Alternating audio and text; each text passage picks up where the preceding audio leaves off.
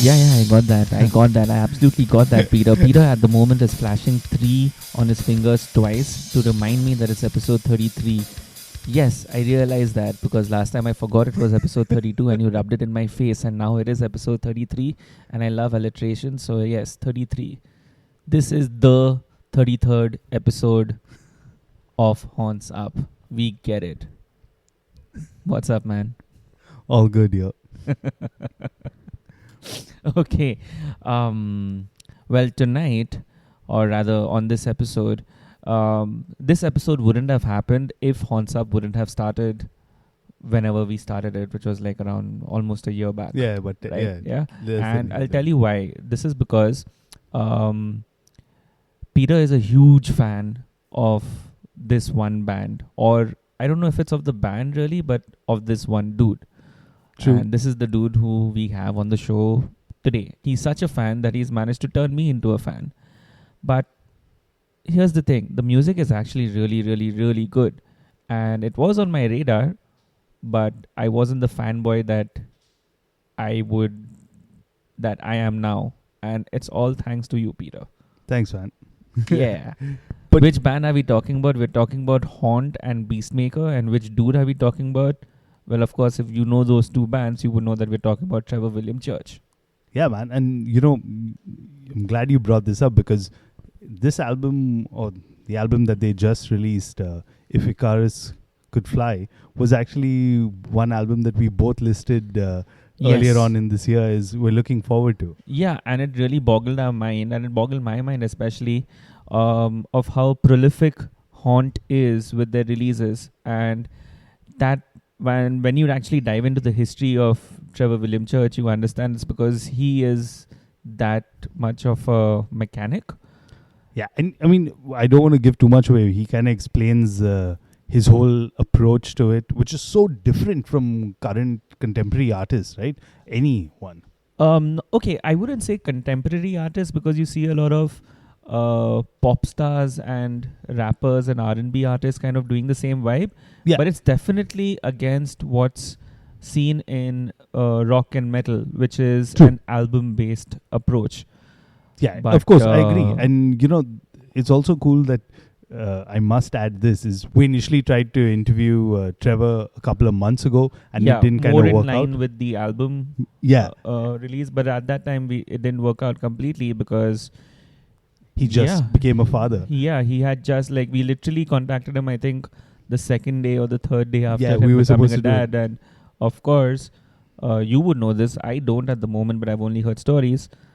How the fuck can you do a podcast the second day of being a father? I mean, of course, priorities took place. But the reason I bring that up is since then, in the span of when we contacted him initially to do the interview, and now he already has put out 2 splits since then. So hopefully by the time we release this episode, he's not announced something else. I mean, he alludes to a new project on the interview, but yeah, that's how prolific the guy is. I know, man. And full power to him for what he's doing. It's literally forcing people to relook the way music should be released in this genre, and that's only a good thing. That's only another different model, and we could all use more alternatives just for good quality music. Yeah, and he's been one of those people who've really, traditionally most rock and metal artists have been anti-streaming and stuff like that. This guy's taken it to a complete next level. I mean, just look at his Bandcamp page, for Christ's sake. The number of releases he has out. Last year alone, he put 10 albums out of 10 EPs out of Beastmaker. Mm-hmm.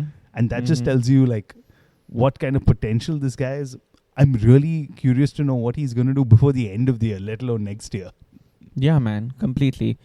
Well, we do get some insights on what the process is like and what his inspiration is, etc., etc. So let's just stop yammering at this point and head on down and listen to this. Mind you, it does get very noisy because of things happening at his end, and more so a lot of things happening at our end. It wasn't the quietest of recording environments that night at Starbucks. I really think we should tell Starbucks that, oh my God, look at the amount of free publicity you're getting on this podcast, which nobody listens to. So, without further ado, here is Trevor William Church.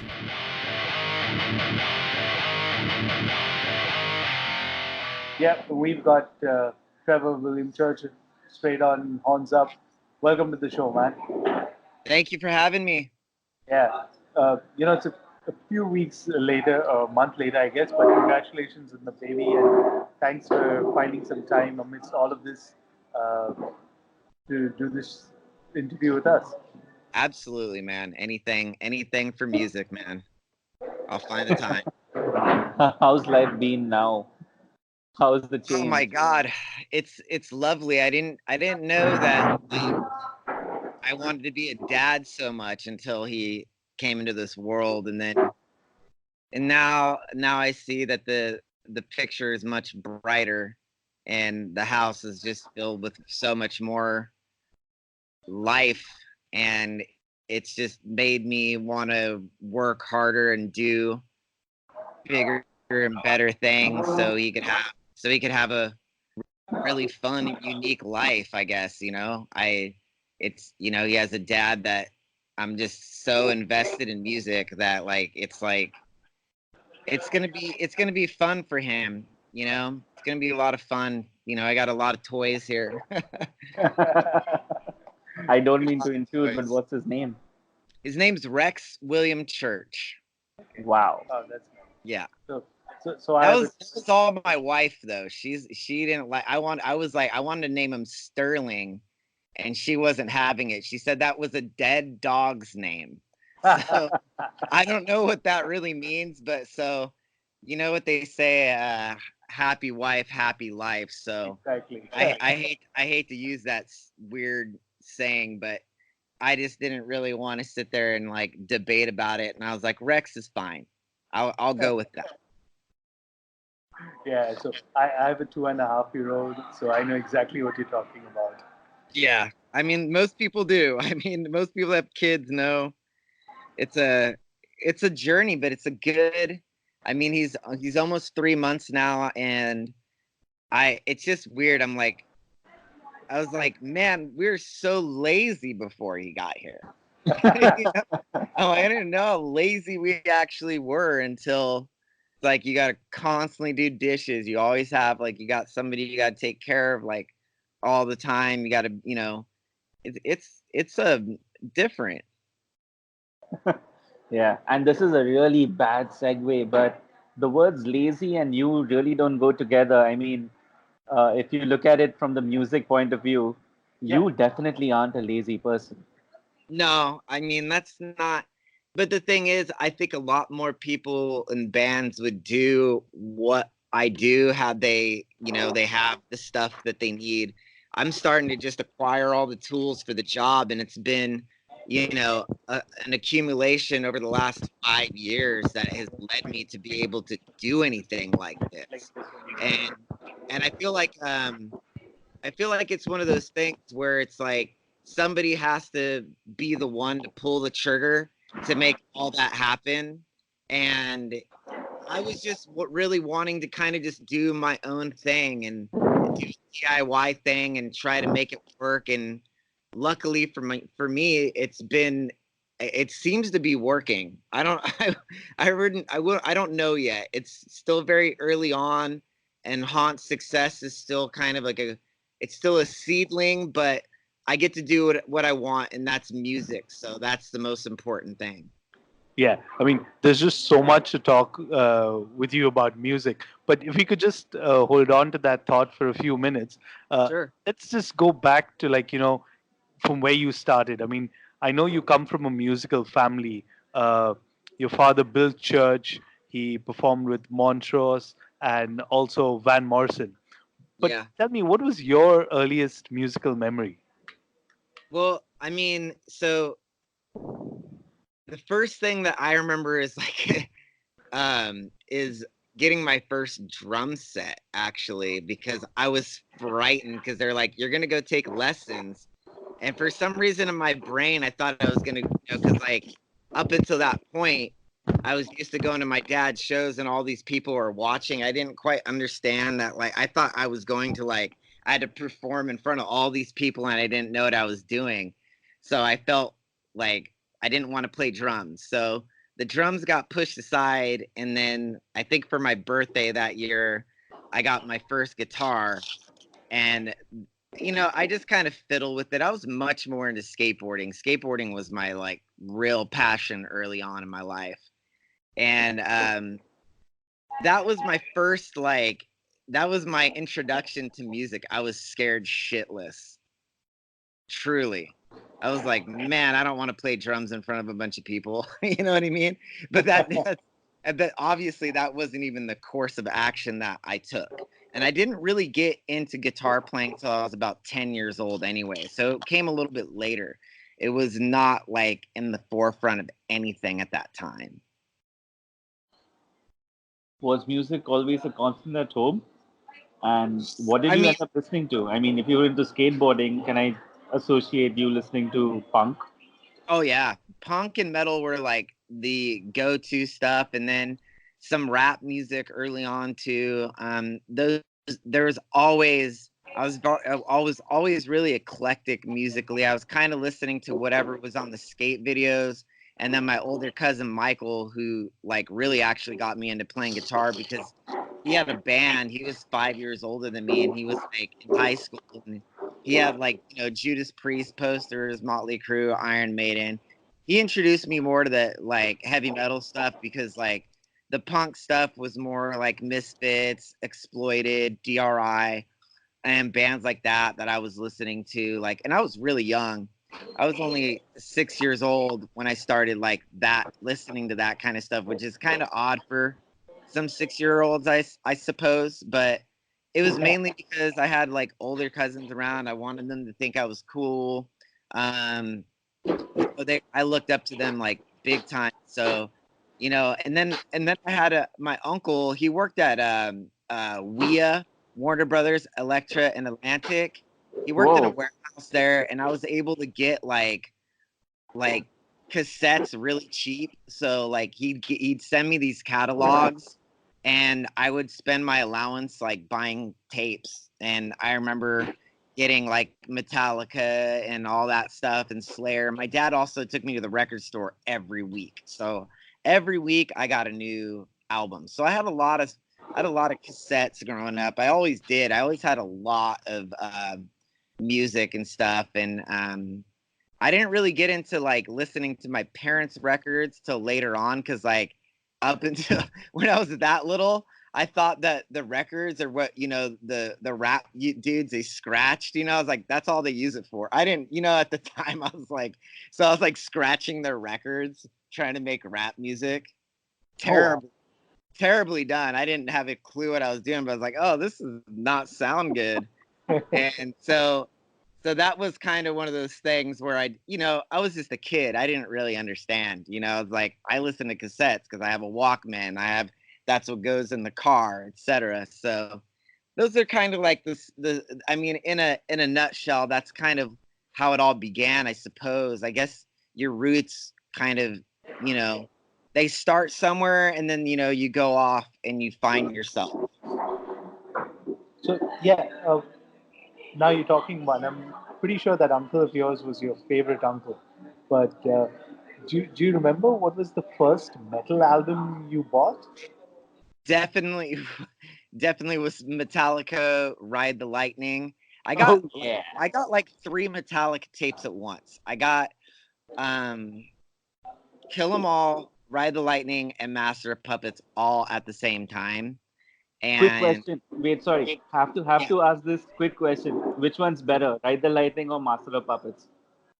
Oh, just quick answer.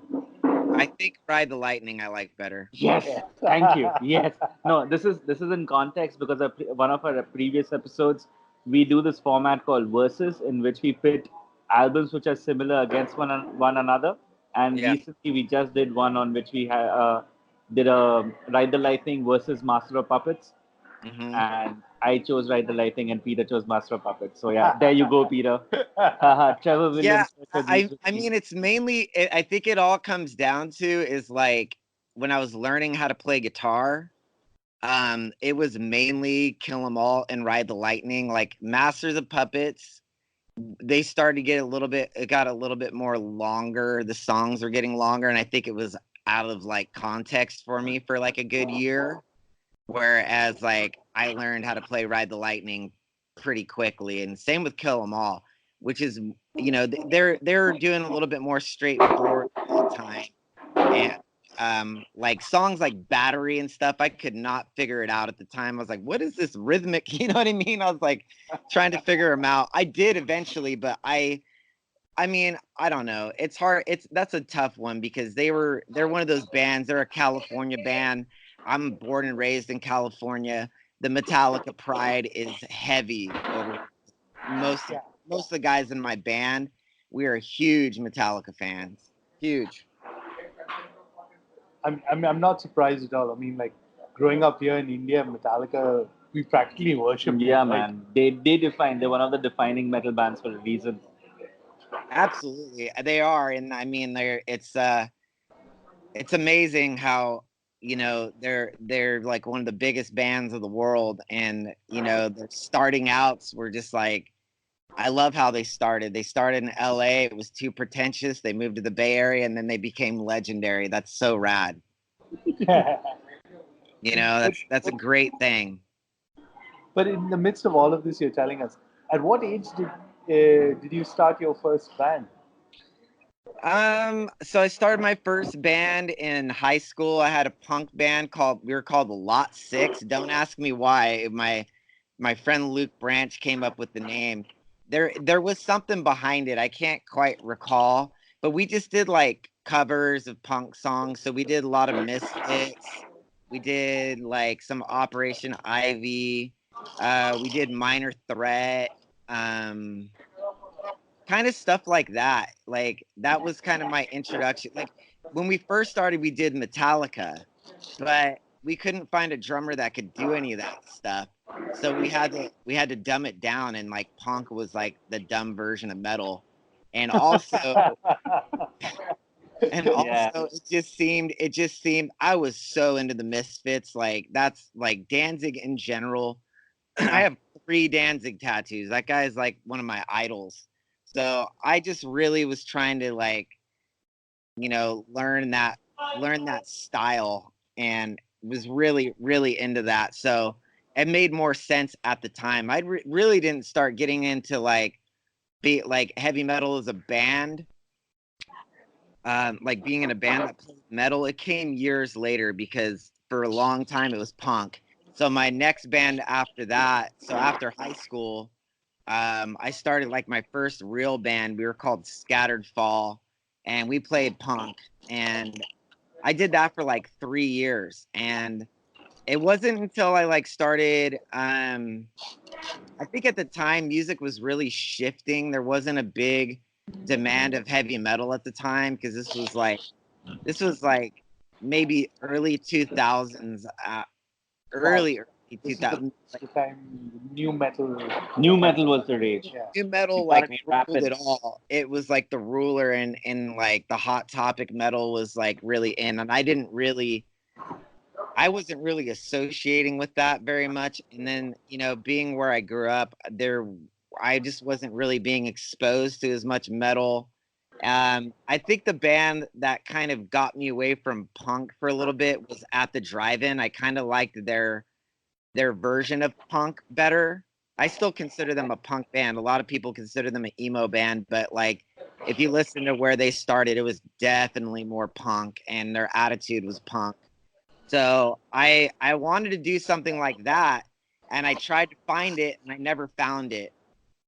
I had multiple bands. I joined multiple bands. I had a band called, it was a punk band after Scattered Fall called the Wooden Horse, where we tried to do more of a technical punk, I guess you would call it. I was still really into like heavy metal, but it was all the same metal bands that I had been listening to. There was no new metal bands to really inspire me to be like, well, I want to play metal now. It wasn't until I joined a friend's band, and they played like really shitty indie rock music. They needed a guitar player really badly. And, you know, sometimes you take a path where you go and play with your buddies, And it just so happened the bass player of this band, he's still one of my really good friends today, and we hang out all the time still. Every time I'm in Sacramento, I go visit him and stay at his house with him and his wife. Lovely people. But he convinced me that I should go play with them. He's like, just come out. They're signed. We tour, blah, blah, blah. And I was like, all right. Nothing was really happening for me. I wanted, at that time in my life, I think Black Sabbath was like, and Ozzy was a huge thing for me. And I was really like seeking that. I was trying to meet people, and like, I felt like at the age I was at, because I was like in my early 20s, I kind of lost touch with like, you didn't go to high school with people anymore. You're like, people are spreading out, going to college, doing their things. And I didn't really know anybody. So I was trying to meet people in the music industry and music scene that wanted to do that. And it's really funny because one of the guys I was hanging out with, this guy, Josh Heinz, he ended up, we talked so much about, we're like, yeah, Black Sabbath. I love Black Sabbath. And I was like, we should do something. We both ended up doing something very similar in the end, yet we were hanging out at the time a lot. So it's really weird how it all came. But I didn't start my first metal band until Beastmaker. And the first incarnation of Beastmaker was actually thrash metal. So I was like, again, we were more into like the Metallica, Sepultura, Slayer realm. And people in Fresno weren't really digging it. I thought we were good. I liked what we were doing. And then one day, like we just kind of stopped, and I was like, you know what? Like, I really like how Oz sings, and I had like practiced Danzig and Ozzy for so long because those guys were like my idols as far as singing goes. They're the ones that kind of paved the way for that, as well as the Beatles too. The Beatles were a big influence on me singing. I didn't know I sang until I started doing a lot of Beatles stuff. But I mean, for a long time, I tried to join other people's bands. I didn't consider myself a leader. I was like, this is a lot of work to be a leader of a band. You have to have a vision. You have to have a focus. And I had neither. I was trying to find it. And then, honestly, I finally got the chance to express myself when I got lucky enough. I met my wife. I mean, at the time, she was my girlfriend. But, like, we got our first, we rented our first house together. And I had a room finally I could play drums in. I could create.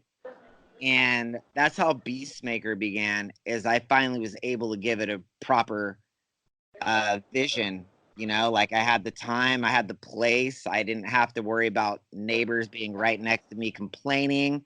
I felt comfortable because I could sing and know that the walls aren't paper thin and people could hear me, and I could develop, And I think at this time I was like, God, I was already old, man. I think I was like 29, 30 years old at this point. So a lot of time had already passed. So, and the story is so long. I mean, you would need like 4 hours. You need a 4-hour podcast to really catch up to really all the things that happened. I quit drinking. I don't party anymore. So that was a big part of the vision and the leadership, because up until that point, I was like, I couldn't run a band if I tried. I was like, get punk and going out, and I thought that's what was rock and roll. But I started to see that if I didn't take it seriously and really focus, my dream was gonna fade. I was getting old. I was like, man, I'm 30. What am I doing? How do I get this to work out? And it didn't happen until I was 35.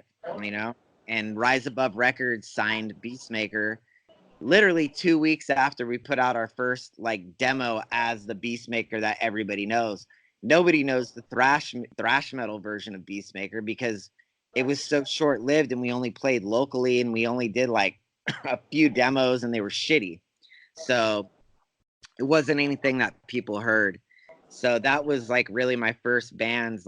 As far as that, after Beastmaker, obviously there's Haunt. So that literally brings us up to speed as but as far as me as the songwriter and me as the like leader and me as like the guy behind the vision, it's really only been Beastmaker and Haunt. Before that, I was always a collaborative thing, or I had or I had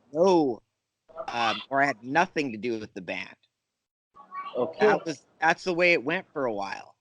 All right. So this is weird. Like, you growing up in a way or whatever, like however you describe this, that's one factor. Besides all of that, was there any other inspiration behind Beastmaker? Like, was there a musical inspiration behind it? There was a movie inspiration behind it. Okay. At the What was time, that? at the time, I was like really like struggling. I think a lot of the years, the reason that I wasn't the leader is I struggled writing lyrics. I didn't know what to write lyrics about. Yeah. I was like, I don't know how to write lyrics. Okay. And I had this fascination with Vincent Price and Tombs of the Blind Dead.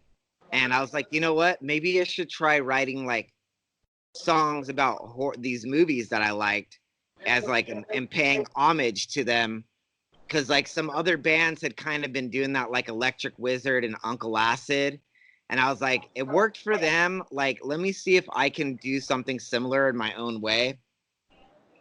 And it just opened up, like it opened up Pandora's box, because I just started writing and you know, eventually I started creating my own horror stories. And from that, I was like, I think I'm ready to start talking about the things that have happened in my life. And that became Haunt. And Haunt is all about things that I interpret my reality, my life, things that have happened to me. It's more real, you know. Beastmaker was it was fiction. Haunt is nonfiction. So those movies opened up the lyrical part of me. So that was like the biggest inspiration of Beastmaker at the time, more so than bands, because I was like, I really liked the poster art. I really liked so I'd look at old movie posters for inspiration, and I found inspiration in that, which is the completely opposite of music. But obviously, those roots of music were the inspiration. Black Sabbath, Ozzy, Saint Vitus was a big one at the time. I really liked the simplicity of the band. They were doing, it was almost like a Nirvana thing where they were able to take 3 chords and make it like a rad song.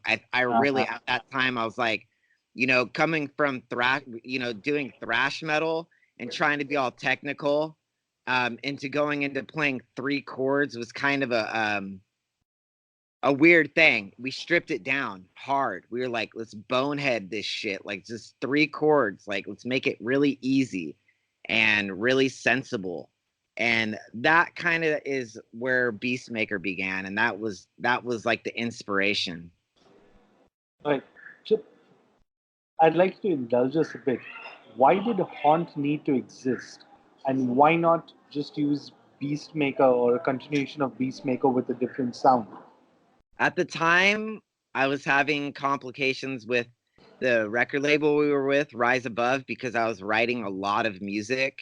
And like I was really wanting to put it out, and I felt like there was like a boot on my neck, so to speak, because it was like, you can't.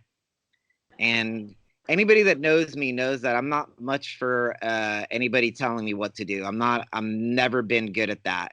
I've always been self-employed. I don't do well with bosses at all. And for me at the time, I couldn't. And I felt my inspiration was drying up for Beastmaker because of that.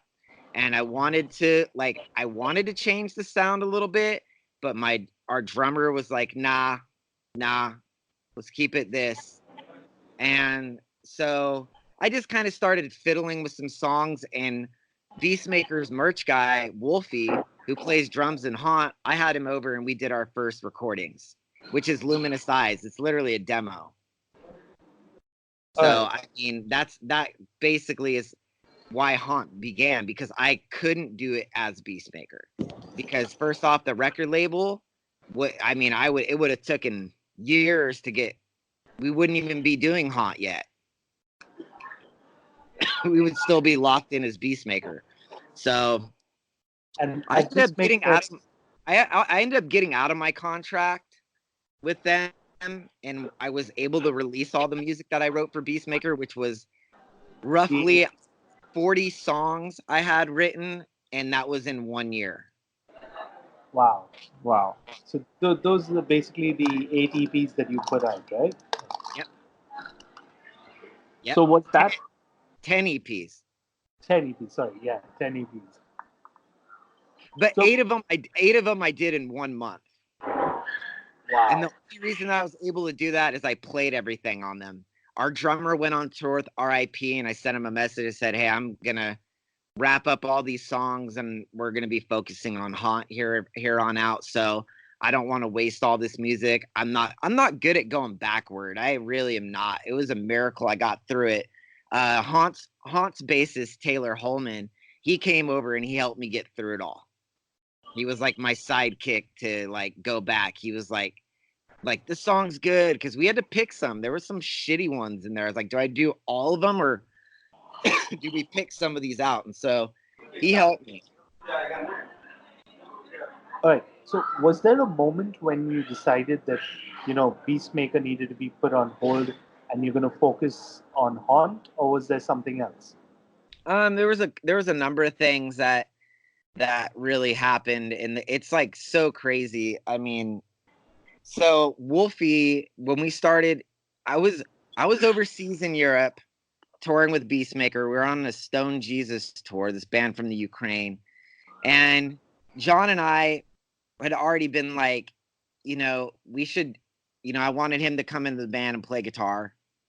And I was like, when I get back, I was telling him, I'm going to write a full length record, because I keep getting hit up to put out a full length. And this was literally like immediately after Luminous Eyes. Like, I was getting hit up by labels. I was getting all this stuff. And I was like, I should write a full length and see what happens. We hadn't even played a show yet, and playing Beastmaker's music over in Europe, I started to really realize that, like, live, I think I was like really longing to use all those years of guitar shredding to, like, I was really not playing to my capability, and I felt like I needed to do that.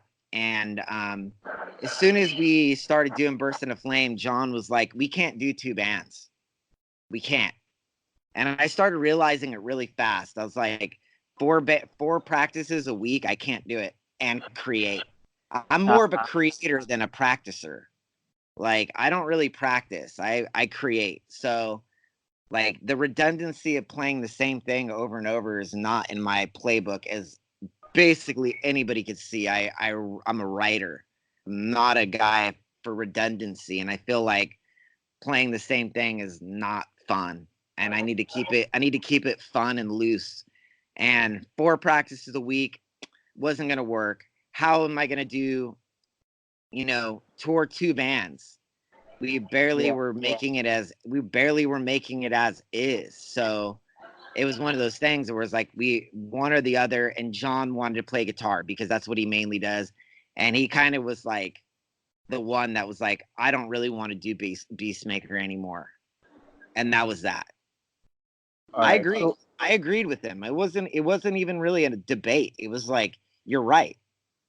We can't do 2 bands. We're too old, and we don't have that much time, and it's too much work. And we didn't have, I can't run 2 bands. I could run 1, can't do 2. So having said all of that, is Beastmaker really dead, or is there any chance of reviving it? We say this, I'll tell you this.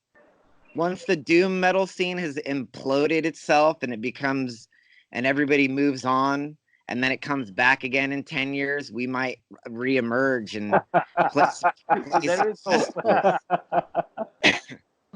I mean, as far as I'm concerned, I put out 7 full-length records worth of material. Yeah. That's more than some bands do in a lifetime. There's nothing more to be written. Those chapters closed, man. At least at the moment. I couldn't go back if I tried. I have a new band. So there's haunt now. I'm working on a new album right now with the guys from Hellfire. This band's called Hysteria. So there's like a whole new chapter emerging. What's Hysteria like? It's like Hellfire. It's like the singer of Hellfire, it's his songs. I'm helping produce and engineer it. And I can't really tell you. It's coming out really soon. Oh, How soon is really soon? I dig Hellfire, so I'm really glad to hear this. You're talking Trevor Church, so it could be a week, or it could be 2, or it could be a month. Damn, it could be like the very next hour. Yeah, you could turn your head after we hang up. The album could come out. So there's no rhyme or reason to anything I do anymore. I have been really going against the grain of the record industry for the last year and a half of my life.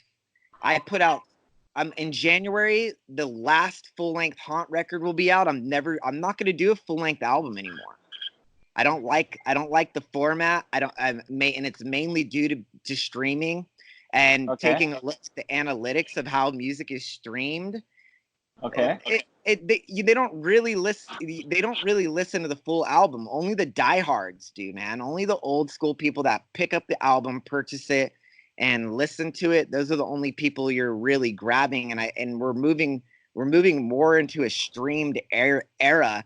And I feel like it's better. These short bursts of inspiration are better than these, like, I've listened to this song. I already even the album that's coming out in January, Mind Freeze. I've already moved on. It's hard for me to be excited because I have like 20 new songs. Okay. And I just released 2 of them. I just did 2 of them. So it's like, I always wanted to do this thing where it's like hot off the press. And this goes back to Beastmaker. When I was writing all this music, Andy, the drummer, and I, he's my longtime collaborator and contributor to my everything that I do, we always have watched what rappers do. And again, I'm from a skateboarding era. I still like rap music, and I watch what these guys do. And I don't really like the style of rap that's happening these days as much. It's okay. But they're just doing singles. None of them are signed to labels. They're all doing independent stuff and just doing whatever the fuck they want. And that excites me more than anything, is being like, fuck all this. I'm going to do me, for better or for worse. I've always said, it's like, if I do what I want and I fail, at least I did what I want. You know? I mean, who's to say like what's going to happen? I think the more record labels are getting frightened by things than anything, because like guys like me are coming out and being like, well, I don't really necessarily need you guys anymore. Yeah. Because they're basically like a bank loaning you money. Yeah. Everything comes with a price with that.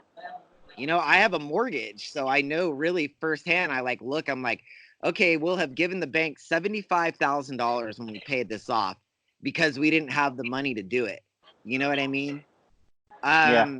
Now we're at a point where, you know, you could put out your music digitally, you could put it out physically. There's all these formats to do it.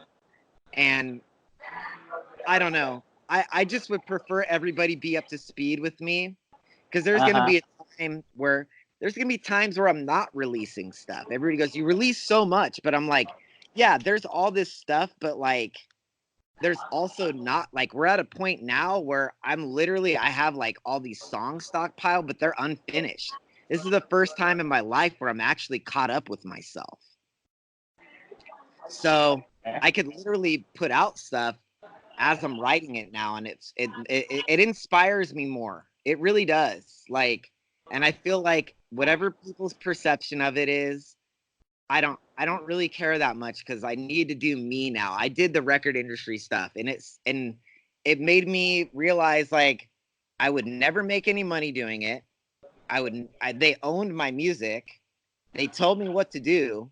They told me what I can and can't do and what I should do. And again, I don't really dance to the beat of other people. I dance to the beat of myself. So, do you see the traditional album as an old school record uh, thing where somebody's forcing you to do it? Yeah, kind Man, of. okay, all Because right. What quite is a your inner childhood? I've done quite a few of them now. I mean, as Haunt, I put out 3 records with Shadow Kingdom, which is been the best record label that I've ever, he's very in tune to what I want to do, and he's tried to facilitate that. He's like the only guy I've heard of out there that's like, I'm like, you better put this out before I put something else out. You know what I mean? It's like, that's the reality of it. And he's already up against, he's battling with me constantly with these. He's like, God, he's like, you write so much. I'm like, dude, I'm like, this is what I do. I write music. I'm a songwriter. I'm not going to just stop because an album's come out. I'm going to keep writing. I'm going to keep getting better. Plus, I'm a self-taught fucking recording engineer. I'm learning that off of my stuff. Yep. I've just now started to do other people's bands. So it's kind of crazy. There's this whole wheel that's turning, man. There's a wheel that is constantly turning. And for me, it's like, I want people to feel how I feel about the song when I wrote the song, not how I feel about it down the line. Damn. How long do you think it'll take for other musicians, especially in metal, which values the traditional album so much? Do you see that thought ever changing? Not really. I mean, like, you have to have like the setup that I have and the work ethic that I have to really do what I'm doing. I don't really see it becoming like as much of a thing. I definitely see the EP thing is going to be happening a lot more. I really do. Bigger bands are doing it now. It's a lot of work to do a full length album when people are not like fully engaged.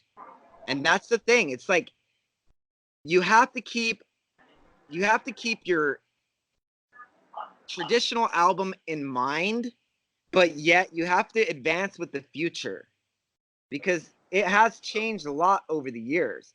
You're not getting huge record labels are not giving you the kind of money you need to really do the things that bands need to do to survive.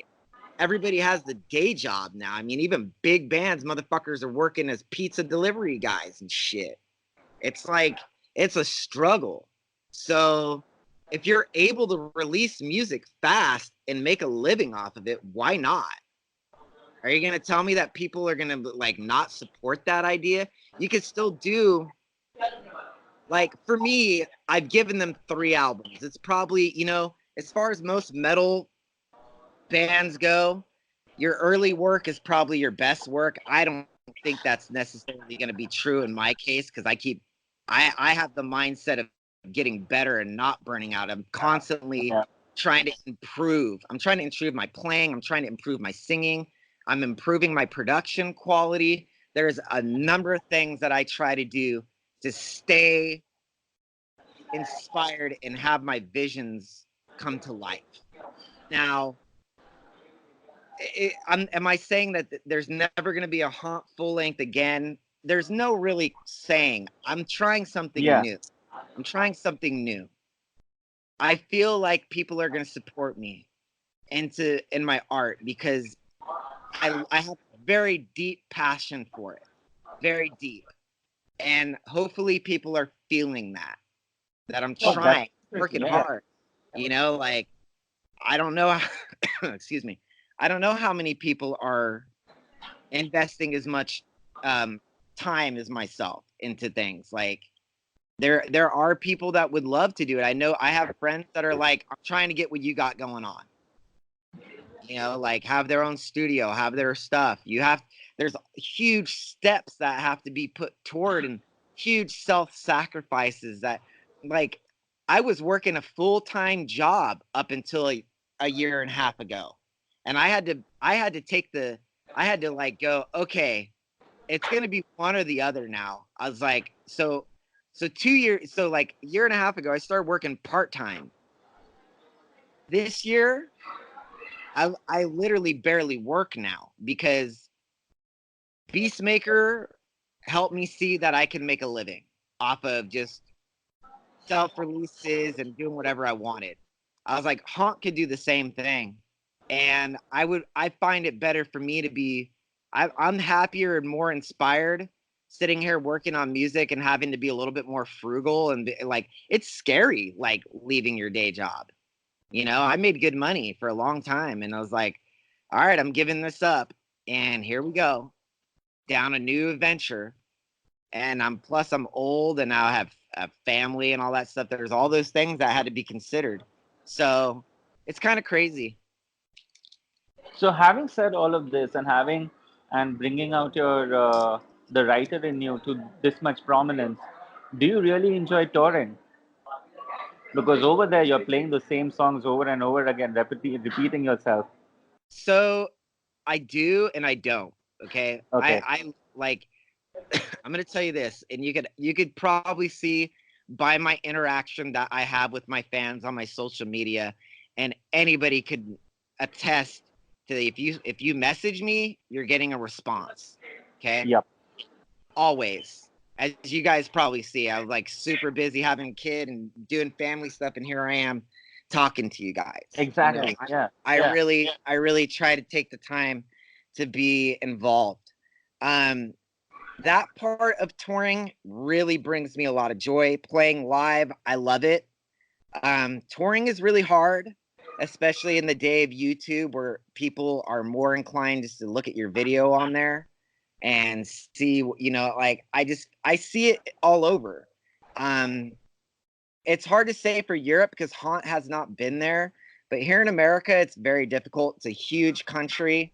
There's a lot of shitty places to play in between. You can't just go from California to New York. Yeah. If you're in a European country, that's like crossing 9 fucking countries. True. You know, it's huge. And I actually think it's bigger than it takes like a good amount of time to get out east.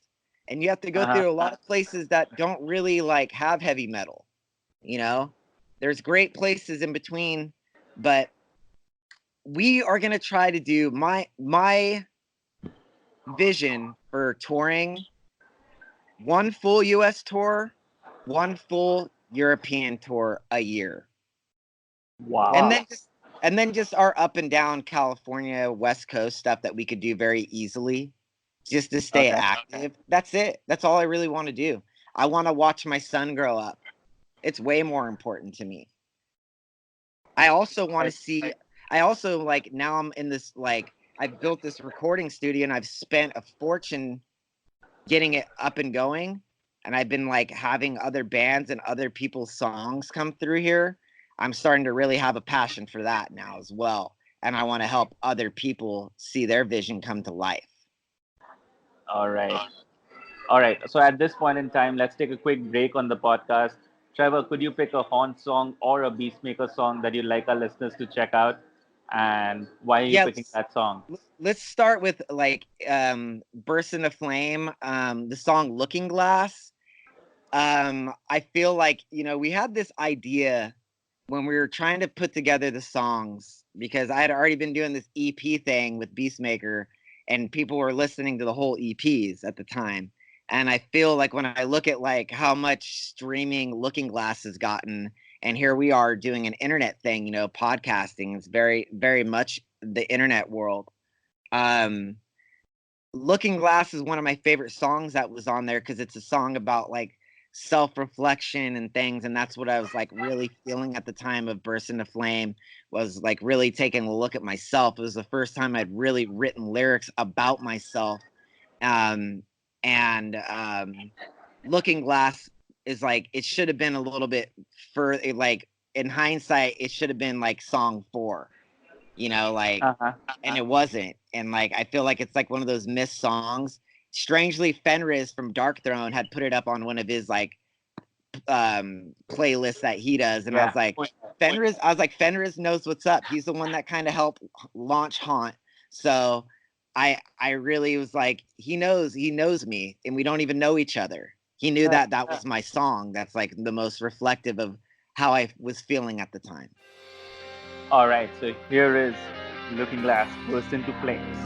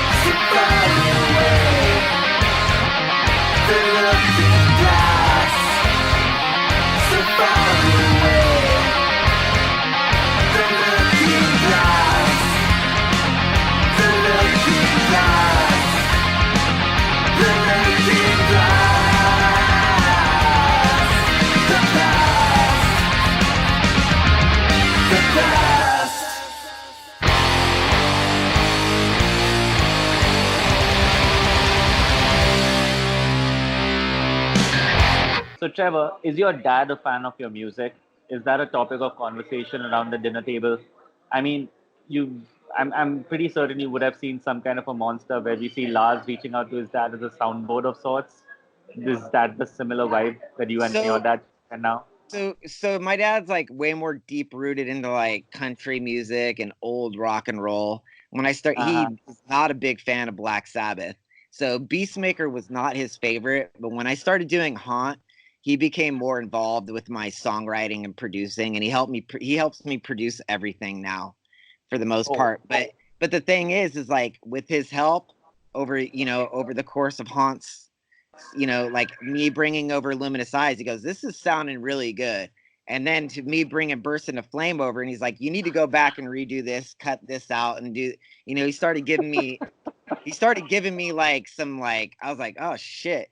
And then to If Icarus Could Fly, where he really was like cutting me down. He was like, "You need to go re-sing this. This needs to go here. You need to get rid of this." He kind of really helped me craft songs. I don't know. And like I brought this latest record over. He's like, "I don't know what else to tell you anymore. You've got all that I could teach you. You're there now." Awesome. So so he really likes Haunt. He really supports Haunt a lot more than Beastmaker. So that's kind of the thing. We don't really have dinner at a dinner table because I'm old, and so I have my own life outside of the family. You know what I mean? Yeah, of course. We have lunch. We have lunch. So, and we do talk about a lot of things. And now it's about my son. So it's like the music thing has been dwarfed. He don't care about that anymore. He's like, "I got a grandson now. Get the fuck out of here with this Haunt shit." You know what I mean? Like he don't care anymore. He's got a grandson. His legacy lives on now, and he's more interested in that. Would you say you're a workaholic, and do you force yourself sometimes to smell the roses, or is it just kind of moving on to the next thing for you? I'm definitely a workaholic, and I think that's like an American thing. We're really like that. We're a country that like really overworks ourselves, like probably because like you're talking to a couple of Indians. Yeah. So yeah. Yeah, definitely Indians are like, you guys probably, I see that over, there's a very there's a real like common connection there as far as the work ethic goes. Yes. You obviously can see like Indians over here, like I have doctors that are Indian, and they fucking work round the clock here. It's just part of the culture here. And I think, that's how some people, are. I'm mainly talking about like, Mexico, they take siestas. There's all these breaks. There's this lackadaisical thing. In Europe, it's like in England, they're very laid back. They take the time and things move slowly. I'm not that guy. I cannot move slow. My wife is the one that's like, are you done yet? She'll send me a message. And then that's when I know I need to shut down. Okay. If she wasn't here, I'd probably sleep out here. I'd sleep in the studio. I'd be like nonstop. I just have a pot of coffee going all day.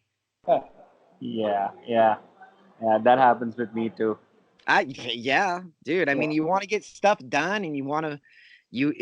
I mean, the way I look at it is like, how serious about your profession are you? You can't stop. I mean, like, dude, like the most successful people in the world, they worked really hard. It doesn't just fall out of the tree. Mm-hmm. Unfortunately for me, I've had to work like double hard because I live in Fresno and people don't take Fresno seriously. They're like, "Oh, this band from Fresno," and I'm like, "Yeah, this band from Fresno." Most people think I'm from LA or San Francisco. I'm not. Okay. I'm from Fresno, so it's like, and it's weird here because there's not really there's no metal scene here. There's like kind of a death metal scene, but it's starting to grow now that Haunt's here, and I've been seeing our shows are like much more filled here now, and I think things are starting to get like progressively better here, but I think part of Haunt's like my success and the way that I present myself, I owe it to Fresno because nobody thought I was cool. I never like nobody. I don't have that kind of ego because I'm like, there's no one here to impress. Everybody thinks I'm lame. They're like, what's he doing? Like, what's this? What's this music he's doing? What's all this shit? Like, Beastmaker was like hated here. You know, it's like super like people were like, what the fuck is this shit? But then I take it to other places and people liked it. You know what I mean? So it was like I had to like really just there's nobody to impress. So it's great coming from Fresno. You know, there ain't nobody nobody gave a fuck. You know what I mean? It's like we had to go out and make it happen and do our thing, you know? And so I stay by that still. I'm like, I'm just going to keep working my ass off. Okay, so here's... Prove yourself worthy. Yeah. All right. Here's a left field question. Yeah? Hairdressing and heavy metal. Any similarities between the two worlds? Yeah, because like, I mean, most heavy metal dudes have long hair and you got to take care of it. I will say this for one, my mom, hadn't she been a hairdresser, I don't know if I would have got into music because it allowed me to be my own boss and I could leave whenever I want, made my own schedule. And it really did allow me a lot of freedom that you don't get from a normal job, you know? So it's like more about being free. And I feel like that in heavy metal is like goes hand in hand, is like the freedom of like being a free spirit.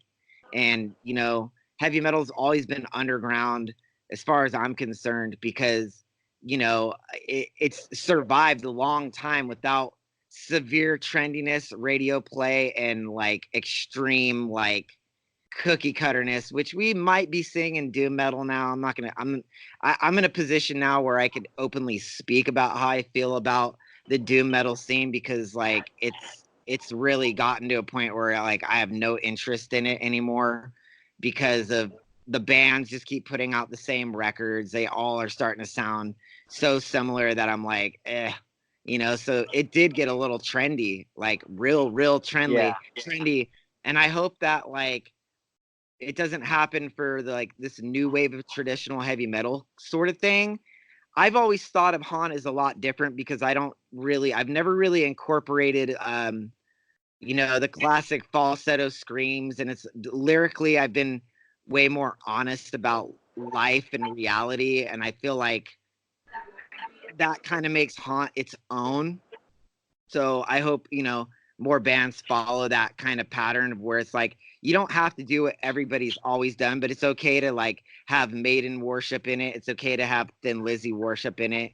I'm like way more into like classic rock, you know, punk and other sorts of metal. I'm not, you know, I'm pretty broad spectrum, and you could probably hear that in Haunt. Like, it's not always all about like being brutal metal extreme or none of that. There's a soft side to Haunt. There's a somber side to Haunt. And that's why, you know, like we've been really like inspired to do what we do right now. So you've got your first European tour as Haunt coming up later this month, and you're playing a Halloween gig. What kind of response are you expecting? I honestly have no clue, man. I really don't. I hope people really love us, because I love going over to Europe. It's a great country. I love all the mainland. You know, I enjoy meeting people too, and I love talking to people. So I'm really looking forward to like seeing their perspective of things. I know some of the German magazines think I'm moved too quickly, but like I'm not going to really take much of that to heart, because again, like I said, it's time. I'm at an age in my life where I need to do what I need to do. I'm 38. You know, I'm almost 40 years old. What am I waiting for? Why, you know what I mean? It's like, I need to do what I need to do. Time is running closer to, you know, me slowing down. You know, I got a kid. I don't want to be out there like sleeping in a van thinking about my family. You know, I'm going to write songs, create, and do what I need to do. But anyway, I'm really looking forward to Europe. I really, you know, I send a lot of records over there, and I've been getting hounded for a year to go over there. So I feel like it's the right time for Haunt to go over there. we've let the albums breathe enough for where like people can make their decision if they like or dislike Haunt, and hopefully, you know, they come out to the shows with the t-shirts on and singing along. I really hope it's like America has been really good to us, and that's kind of why we've been kind of just staying around here, is like we've wanted to really grow it here and stay focused on home. Now it's time to take it elsewhere. All right. So, if you don't mind, let's end on the same topic we started off our chat with, Rex. Okay.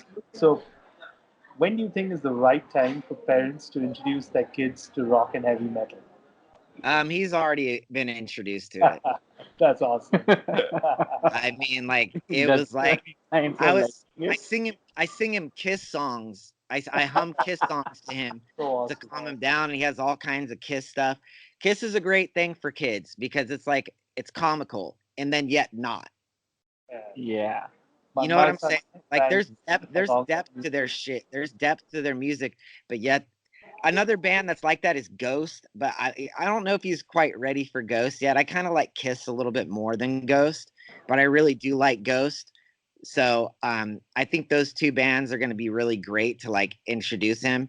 And then of course, you know, Ozzy. I listen to so much Ozzy Osbourne. It's going to just be embedded. Yeah, I'm pretty sure it's in his DNA already. Yeah, it's DNA. He's all like, aboard on that. You know, like the music thing, my wife is an excellent singer and she sings to him constantly. I mean, is he going to be heavy metal? I don't know. You know, I just hope that he finds an interest in music, regardless the genre. It's his life. You know, Wow. I think he'll have a strong respect for heavy metal, but maybe he's into classical.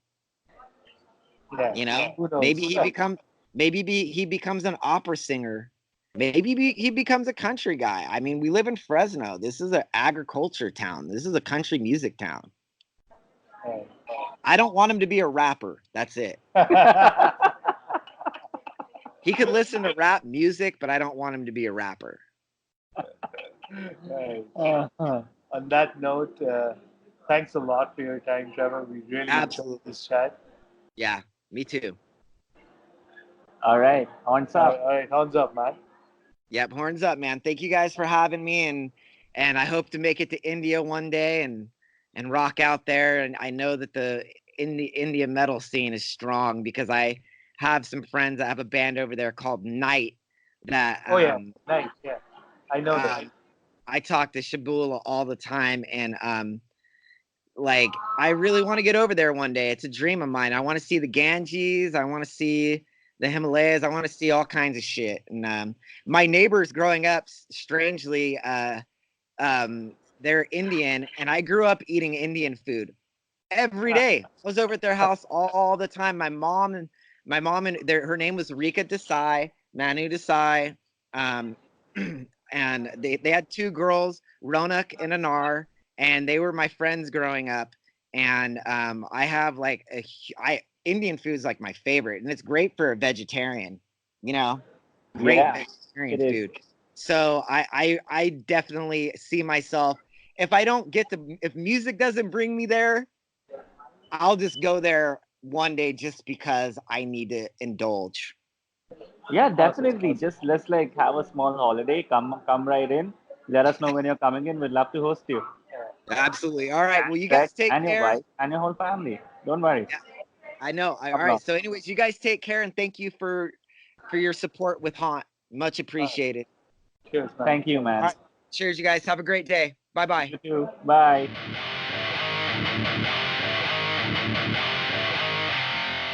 What a fucking energetic guy, man. Yeah, I mean, and that's the approach he brought to our podcast. Can you imagine what he brings to the recording studio and even more live? Dude, I'm just like, my mind is trying to fat home what kind of a dad he'll be. He's going to be one of the coolest dads. And I thought I was a cool dad. Huh? Clearly, like, benchmarks are being reset. Of course. But again, he had, his dad who was a great dad to him. Exactly. So, of course. Maybe it runs in the family. Yeah, I mean, just think about it, man. Definitely runs in his genes. Can you imagine growing up and seeing your dad as a rock star playing with all these artists and stuff like that? Yeah.